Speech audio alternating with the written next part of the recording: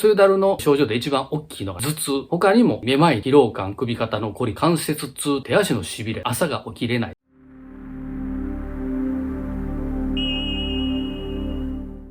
はい、ピッカリです。今回は STT メソッドエネルギーワークで梅雨だるにアプローチしたいと思います。梅雨だるって言葉、最近テレビで知ったわけなんですけども、女性の6割が何らかのこの体調不良を訴えているという報告があるんですね。雨が多いということは気圧が低いわけですね。低気圧の影響があるわけなんですね。気圧が下がると自律神経の副交感神経が有利になるわけなんですね。で、日中眠かったりだるかったりするわけなんですけども、交感神経が優位になっているのが日中普通なんですけども、結局梅雨だるの原因っていうのは自律神経の乱れですね。梅雨だるの症状で一番大きいのが頭痛なんですね。他にもめまい、疲労感、首肩のこり、関節痛、手足の痺れ、うつっぽい、吐き気、古傷がうずいたり、朝が起きれない、副腎疲労と被るところもあるんですね。今回エネルギーワークで自律神経を整えるエネルギーを流していきたいと思います。恐怖前反射とモロー反射を使っていきます。恐怖前反射は副交感神経と関係がありまして、モロー反射は交感神経と関係がありまして、副腎疲労にも関係あります。自律神経を整えていくエネルギー流します